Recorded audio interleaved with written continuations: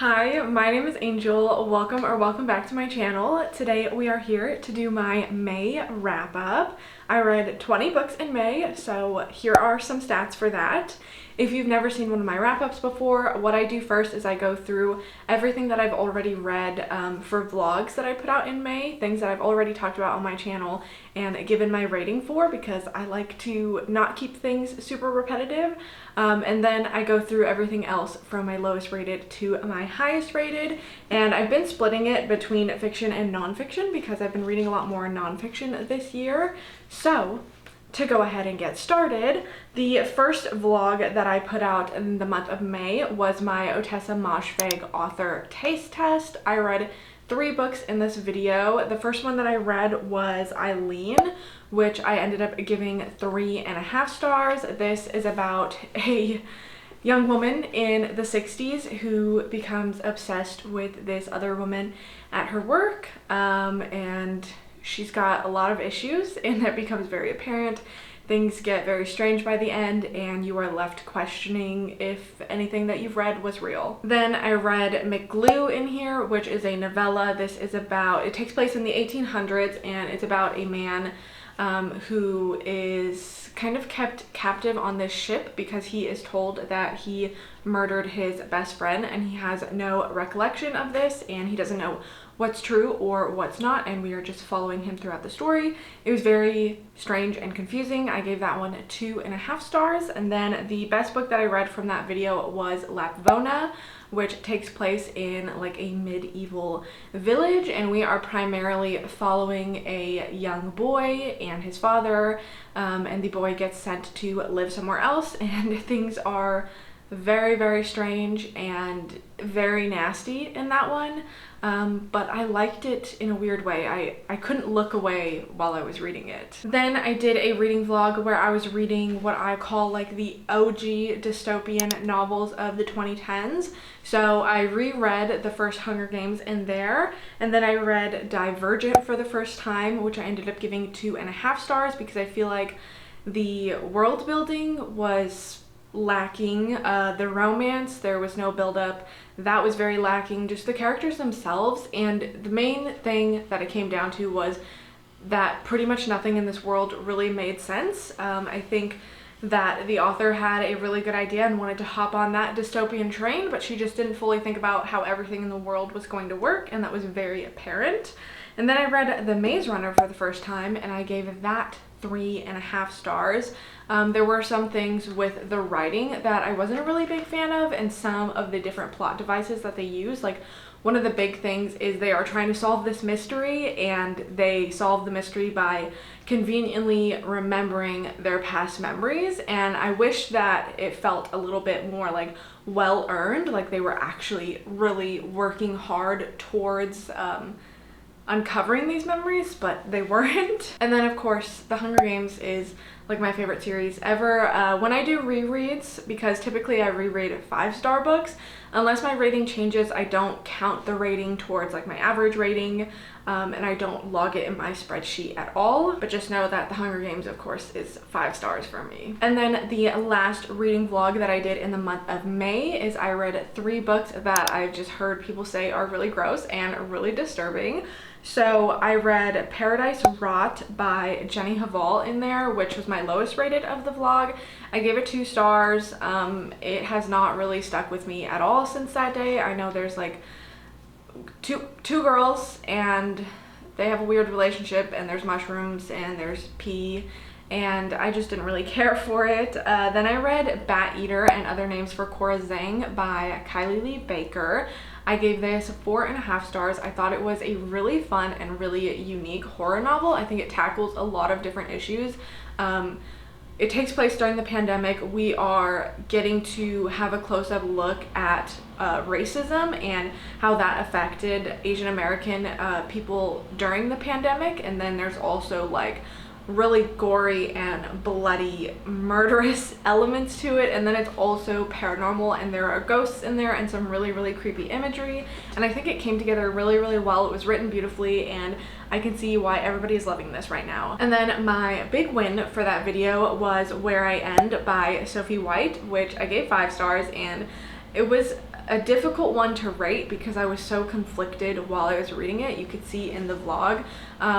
It was really uncomfortable to read, and there were parts of the book where I was like, I just straight up don't want to be reading this. But it was written so well, and once you get through all of the disturbing and extremely uncomfortable parts and you get to the end and you see what the story is and the way that the story is unfolding, I think was done so well, with beautiful writing as well and an excellent atmosphere. And that was the big win, I think, the big standout for the month and for that reading vlog especially. So those are the 3 vlogs that I uploaded in May. They will be linked down below in the description if you are interested in watching any of those and seeing my extended further thoughts on any of those books. To move on to everything else, we're gonna go through all of the fiction books that I read, once again from lowest rated to highest rated. So I had quite a few 3 stars this month. First is A Great Big Beautiful Life by Emily Henry, which I've seen so many people talking about, so many people absolutely hating. I didn't hate it quite as much as I thought that I would after hearing so many reviews about it. But this is a book about 2 people that are competing for the same job to write this woman's life story, this famous woman who kind of like dropped off the face of the earth and just like went into hiding, essentially, like wanted to forget about her life in the spotlight. And so we have these 2 writers that are trying to compete to win this job to write her story. And then they connect through there and they begin a romance. I just don't know even what to say about this one. I feel like they had no chemistry, the 2 main characters. You're supposed to be rooting for their romance, but Emily Henry doesn't give you any reason to root for their romance in this book. I feel like I don't really know who they are as characters. I don't know why they would be good together. It's just, they felt very flat, and then there was no chemistry, no really good relationship build up, and that was like the big flaw for me. I see a lot of people say that like the famous woman, I think her name was Margaret, that they are writing her story. There are a lot of like, that story is included in the book. You are reading her story as well, and I see so many people that dislike this book because of that. They say that her story is very not interesting, and they compare her as like the Walmart version of Evelyn Hugo, which I definitely see. I think that's definitely like what Emily Henry was trying to pull off here, but she didn't do it that well. I did really skim through a lot of those chapters at the very beginning because she just, I don't know, I didn't like the way that that story was told and set up, and we didn't have any reason to care about this woman. Like, we got no backstory as to like why the main character cared about this woman and wanted to go tell her story in the first place, or any lore or anything. Like, we're just like, hey, here's this old woman and now she's gonna tell you a story, and I'm like, okay, but why do I care? Like, why do I care about this? I do like where the story went at the end and how certain elements came together within the book, which is why I gave it 3 stars rather than a much lower rating, because I did like the end overall, but it doesn't stand up good as a romance, and then there's too much going on to classify it as anything else, I feel like. Then I read a thriller called Someone Had to Do It. This is by Amber and Danielle Brown, if I remember correctly. We are following a woman in here who is very much into fashion and really wants to work on her career in the fashion industry and build herself up, but she is a Black woman working in a primarily white company, and that is very, very clear. Her boss calls her aside at the beginning of the book and says, like, after she's just scrubbed vomit out of a dress for something, she does stuff that's not part of her actual job title. Her boss calls her to the side and says they need to have a talk because they don't feel like she is fitting into the culture of the workplace, and very clearly a lot of microaggressions and very subtle racism there. And she ends up connecting with the daughter of the man that owns this company, and then she gets caught up in a world of secrets and lies. I feel like, I don't know how much I can really say about this because I don't know what is in the synopsis, but there's a murder, and somebody is framing the main character and she has to fight to prove that she's innocent. And then this also has a relationship that is a really big part of the story. Like, there are a lot of sex scenes in here. It's sexual, it's romantic, it's dark, it's suspenseful. It's not like fully procedural, but it has a lot of like crime solving elements. And then following this woman as she's trying to clear her name and maintain her innocence. I thought it was really, really interesting in a lot of ways, but it just wasn't fully what I was expecting when I went into it, hence the 3-star rating. Then I read Because You're Mine by Christopher Triana, which is a novella, and this is kind of like a dark romance as well. Christopher Triana is probably one of my favorite extreme horror authors. I gave this 3 stars, and that is the lowest rating that I've given any of his books that I've read, so I feel like that's good. I think I've read 4 of his books now, I'm not sure, but I really like the way that he writes, and especially when it comes to extreme horror, like, there are so many different ways that you can do it, and I think that he does it very well, where his stuff is disturbing and fucked up, but he writes it so well, and the way that he tells the story, I think he does a great job. So this one was a little bit more of like a dark romance than it was extreme horror, although there were like really horrific things being done in here. We have a main character who is a nurse who is kind of like the angel of death, where she likes to kill her patients, or she will drug her patients and get them close to death and then bring them back, and she likes to be in control of that. And then we have another character named Brian, who is a very wealthy man, and he is living with his elderly mother, and she ends up in the hospital, and he meets the nurse there, and they hook up because he's also a serial killer, so they find that they have a shared interest, and they team up because Brian wants his mother gone. And why can't I remember her name? I think her name was like Shelby or something. Anyways, you know, she likes killing people and tormenting people, and he is giving her a safe space to do that. So that's the book, focusing on their relationship. It was interesting. It just wasn't quite my type of story, but like I said, I kind of appreciate anything that Christopher Triana writes. My next 3-star, I'm a little bit nervous to say this, was Magnolia Park's The Long Way Home. I don't want to get too much into it here. Brooklyn and I, a buddy, read this book, if you guys haven't heard me talk about it before, and we will be doing a live show where we discuss this. Get ready for some rants, because I have a feeling there's going to be a lot of ranting and a lot of anger directed at certain characters. But our live show will be next Monday on the 9th, and I think it's at 6:30 p.m., which would be Eastern Standard Time, right? Is that the time zone Florida's in? Whatever that is. When we get the details, we'll put the details out. But I was a little disappointed by this book. The main complaint that I had about it was 600 pages, and it did not need to be 600 pages. There was a lot of back and forth.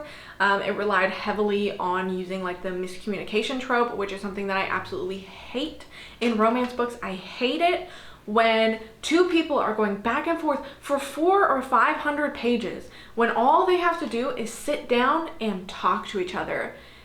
That pisses me off to a whole other level, and I'll have a lot to say about this in the live show, so stay tuned for that. Then I had one 3.5 star with Pam Kowalski is a Monster. This is by Sarah Langan. This is a novella that I had an arc of, but it should be out by now. I'm pretty sure it published in the month of May. This is about a woman who, I can't remember her name, don't ask me, but she went to school with someone named Pam Kowalski, and they were kind of acquaintances, maybe sort of friends, and she always had this grand plan in her mind of how successful she was going to be in life. And now she is older. She's still living with a roommate. She has not really accomplished this grand plan, and she sees a commercial for Pam Kowalski on TV, and this woman now is a very, very well-known psychic medium. And so she, after seeing this commercial and seeing all of the success that this woman has gotten, she sets out to make it her mission to bring the downfall of Pam Kowalski, and the two obviously end up connecting in a way. We get to learn a lot more about the characters and their relationship. This is definitely a book that keeps things hidden from you for a reason. And there's also a lot of other weird psychic things going on, like the end of the world is coming and strange things are happening. To be honest, I don't remember a whole lot from this book, but I do remember liking where it went in the end, and I would recommend it. And then I had two 4.5-star reads, so yay for me. I finally read In My Dreams I Hold a Knife by Ashley Winstead. If you guys have been on my channel before and you've watched my videos, you know that I love Ashley Winstead, except her last thriller. We're not talking about that. But Midnight is the Darkest Hour is like one of my favorite books ever. The Last Housewife I really enjoyed. So it's about time that I got to In My Dreams I Hold a Knife, which was her debut thriller. I think it was just her debut in general. This follows a group of friends who, when they were in college, there was a murder in their friend group and they believe that they know who did it. I mean, this person was found guilty and they've all cut him out of their lives. But our main character still maintains a relationship with him and believes that he is innocent. So when they have their college reunion, they all come back together and new secrets come out and we learn what was actually happening. We get to see flashbacks to the past and then also follow the present timeline. Ashley Winstead, I think the way she writes her characters, she does such a good job.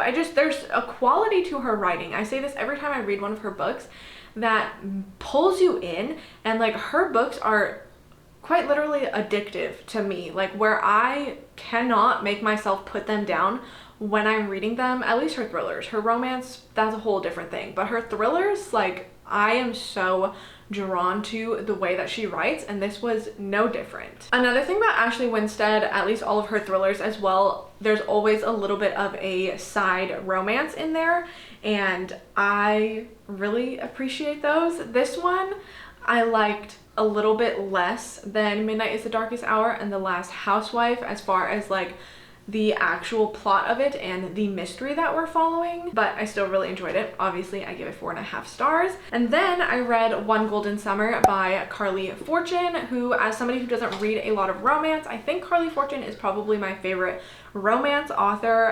Every Summer After was a 4.5 star from me. This Summer Will Be Different is 5 stars, one of my favorite romances. Meet Me at the Lake was 1 star. We don't talk about that one.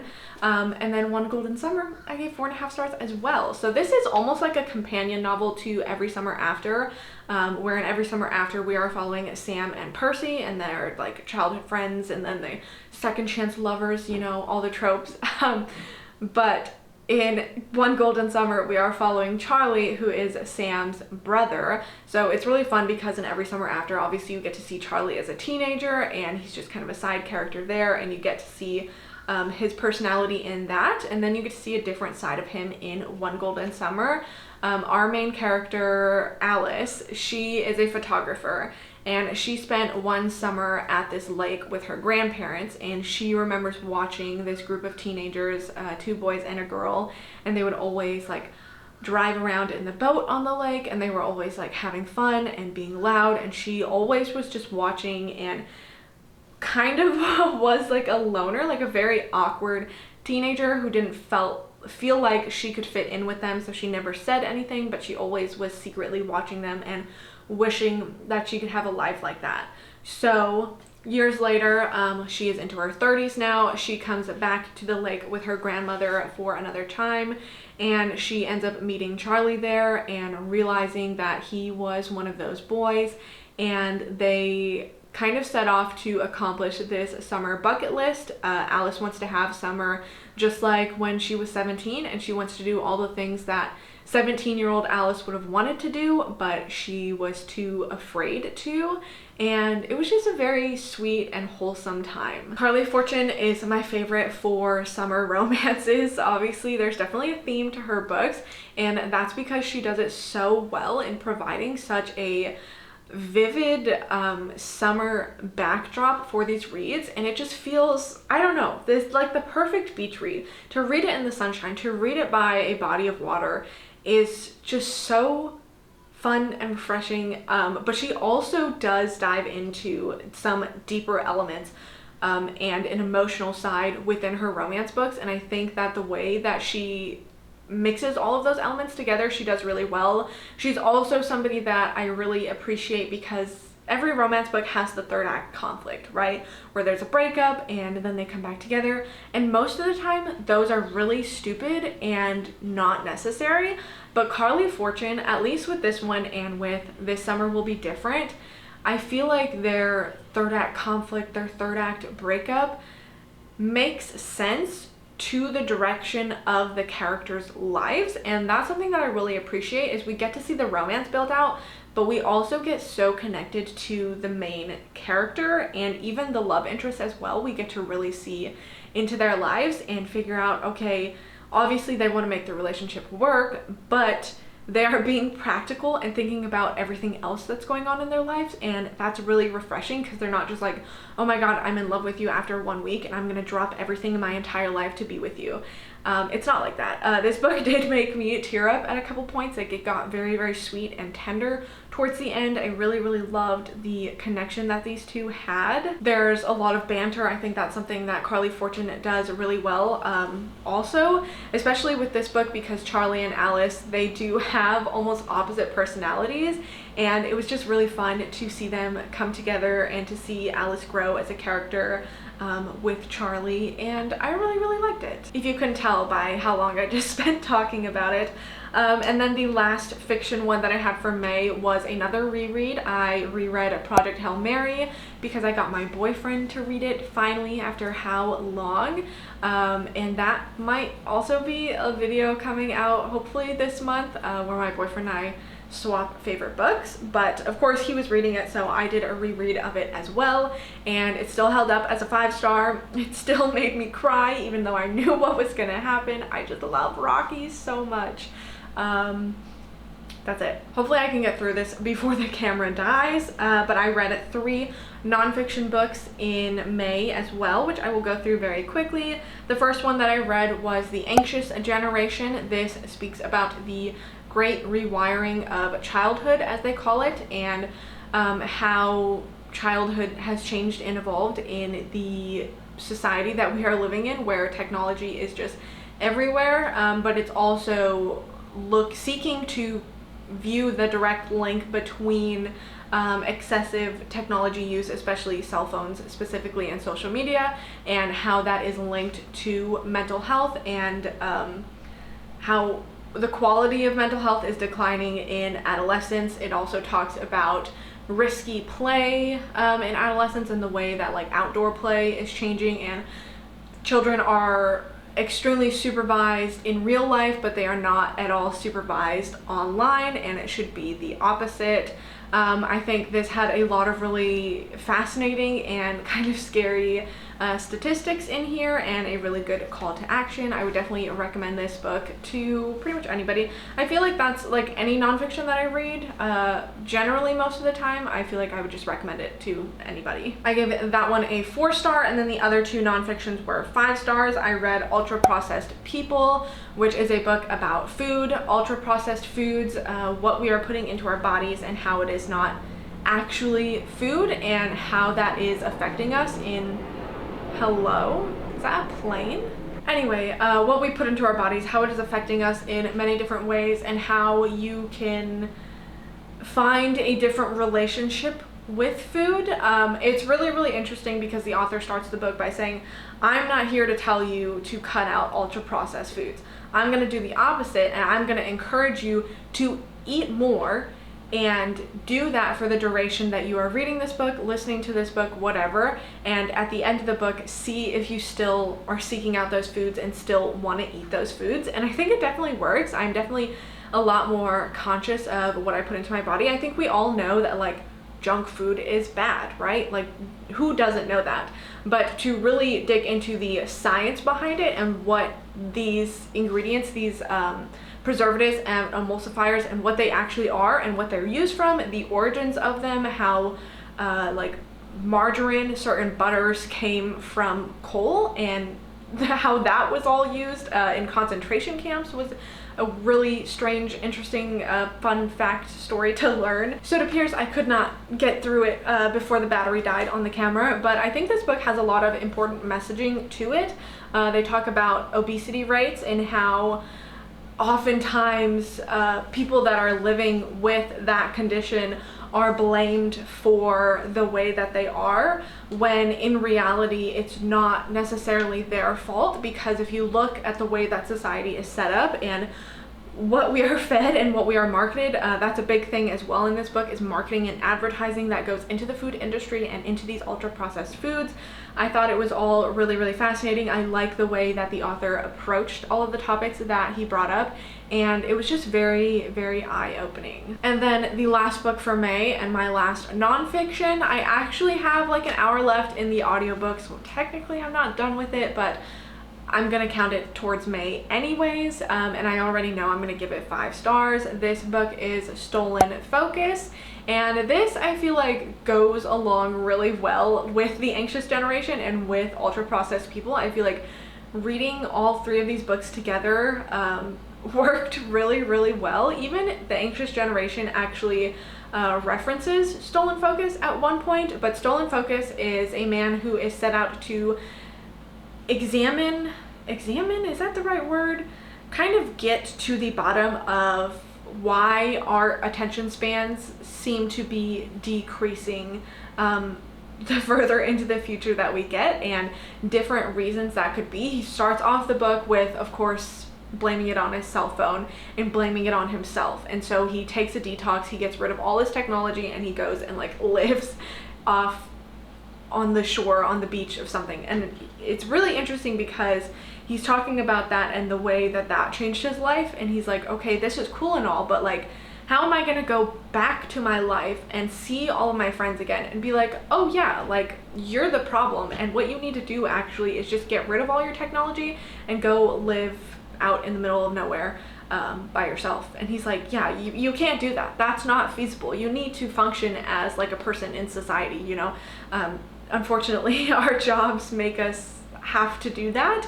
And so he's like, okay, he is trying to find a solution to get better balance and improve your focus and improve, bring back thinking deeply and thinking critically, and how you can do that in the society that we currently live in, with the rise of technology and the rapid development of technology as well. So it's very, very interesting so far. Like I said, I already know I'm gonna give it 5 stars, but he is just looking at different reasons to why our attention spans are becoming less and less, and why people are having such a hard time focusing nowadays.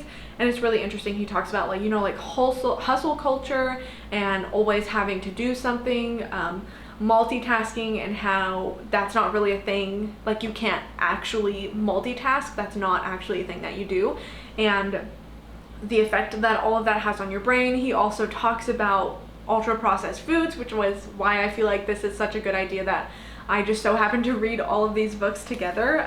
But he's just looking at different reasons for this, I don't know if you want to call it epidemic, but this issue that is very prominent in society today, and I'm really, really loving it. I think that's about it. I think I've had a pretty good mix of books. I feel like I'm really lacking 5 stars this year. Like, like we're pretty much almost halfway through the year, and if I'm trying to think of what are my top books so far this year, none of them really stand out. Like, I've had my fair share of 5 stars, and I've had a lot of 5-star nonfiction books, but I want more 5-star fiction books, and I feel like I'm just not, I haven't been getting that this year, and I don't know what is going on. It's strange. But I think I've done enough yapping for now. So with all of that being said, thank you guys so much for watching. Those are the 20 books that I read in May,